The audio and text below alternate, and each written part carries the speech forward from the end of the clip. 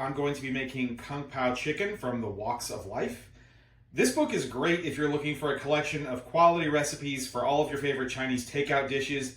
I've cooked from it before in the salt and pepper pork chop video, but there's just so many good recipes here that if that's your thing, you're going to want to pick this up, and I'll probably make more videos from this book because there's a lot to go on here. They also have most of the recipes available on the Walks of Life website for free, so if you don't want to pick up the book, go ahead and check it out. Kung Pao chicken is a wonderfully spicy dish with both dried chili peppers and Sichuan peppercorns to give it a lot of kick, but the cornstarch slurry with the Shaoxing wine and the peanuts moderate it just enough that give it the right balance of spice that most palates enjoy and don't find too spicy. If you have a wok, you definitely want to use it for this because the woks get much hotter in the bottom, and especially in the searing steps, you're going to want that extra heat to really lock in that flavor for the chicken. So, with all that said, let's go ahead and hop into the kitchen, follow along. Y'all are going to like this one. To begin this recipe, we're going to do what's called velveting the chicken. And so, in a little bowl here, we're going to put in a tablespoon of water. And this is a teaspoon of cornstarch, 1/8 of a teaspoon of sea salt, and 1/8 of a teaspoon of white pepper. So get all of that in there. This is Shaoxing wine, which is used very commonly in Chinese cuisine. And we're going to want to put a teaspoon of that in here as well.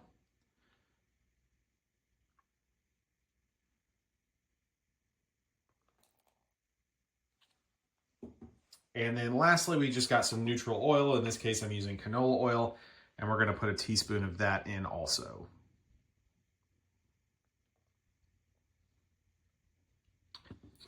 So we're just going to briefly kind of mix all that up. And this cornstarch is going to absorb a lot of this liquid over time here. And you don't have to get it super mixed up because now what we're going to do is we're going to take 12 ounces of cubed chicken breast. And we're going to put that in with this mixture. And then we're just going to mix all this up so that it'll naturally mix on its own as you're doing this. That's why I said it doesn't matter if you get it really mixed up. So we're just going to mix all that together until the chicken gets thoroughly coated in the slurry. And then we're going to cover this and let it sit for at least 20 minutes before we start to cook it on the wok. At the stove, we're going to put on our steel wok here and get this up to medium heat. And then we're going to put a cup of raw peanuts in with about a teaspoon of oil. And at this stage, you want to constantly move the peanuts for about 3 minutes as we roast them, because if you let them sit still, they will burn. You can see the peanuts have darkened just a little bit, and they've also become very fragrant. So now we're going to lift the wok off of the stove, and we're going to stir these around and just use the residual heat of the wok to stir these for about another minute. And now I'm going to just put these peanuts aside in a separate bowl and let them cool back down to room temperature, and we'll continue on with the recipe. Before we get to actually cooking the chicken, we need to make a cornstarch slurry ahead of time. So this is a teaspoon of sugar as well as a teaspoon of cornstarch. And then this is rice vinegar, and we're going to put a tablespoon of that.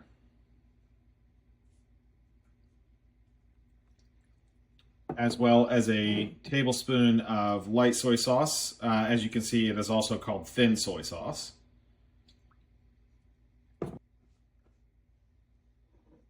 And then a teaspoon of dark soy sauce.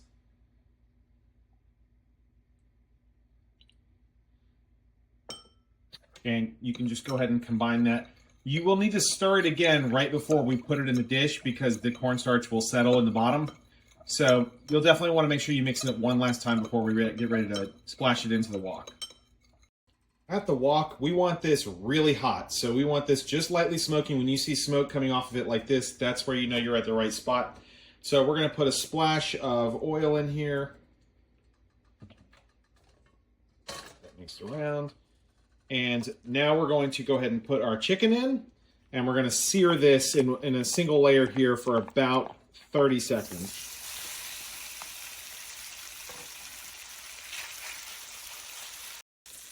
Now we're going to go ahead and just stir fry this chicken for about another minute until we get completely opaque chicken with no pink left on the outside. All right, you can see we've got some good color on this chicken. So I'm turning the wok down to medium-low now, and we're gonna go ahead and remove the chicken to a separate bowl. I've added just a splash more of oil, and now we're going to put in the stems or white parts of about anywhere between 6 to 9 scallions.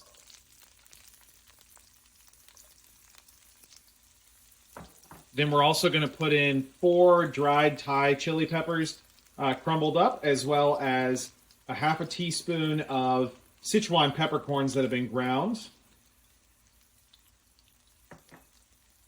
And then 3 minced garlic cloves, as well as some grated ginger, about 2 teaspoons.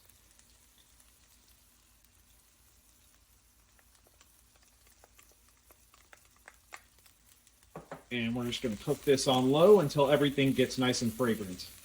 You can see everything has just started to brown and change color. And so at this point, we're going to go ahead and put it back up to high. And we're going to reintroduce our chicken pieces. And once this gets back to high and it's really sizzling, you're going to cook this for about another 60 seconds. All right, now we're going to add the sauce that we made earlier.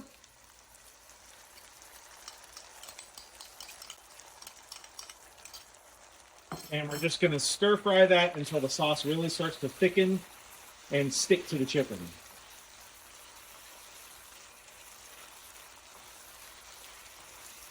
Look at that. Look at how beautiful that color change is. And so you can see how it's actually sticking to the chicken and changing the color of the chicken. So this is about done. So now we're going to go ahead and turn the heat off and stir in the peanuts.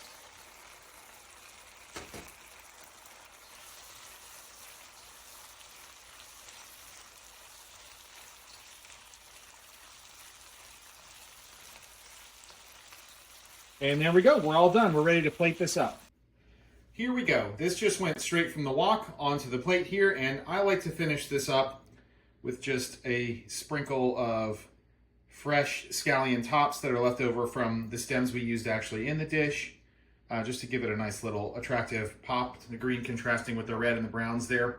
So this is done. This is about to be my dinner. This is really good. It's actually quite keto and healthy for the most part, you know, eating in moderation as always. But one of the things I love about making this at home is you can control the spice level. You can put less Sichuan peppercorn, you can use a less spicy dried pepper and still get that pepper flavor and have it, you know, taste really good. I'm half Mexican, so I'm here for all the spice. Probably extra spice, probably spicier than most people would like.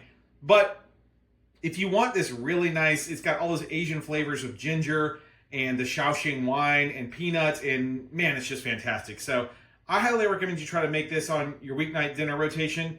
And if you enjoy my videos, I've got quite a few more Chinese recipes, from mushroom bao buns to the aforementioned salt and pepper pork chops to everything in between. So go ahead and check them out. And if you enjoy my content in general, please like and subscribe, and I'll see you at the next one.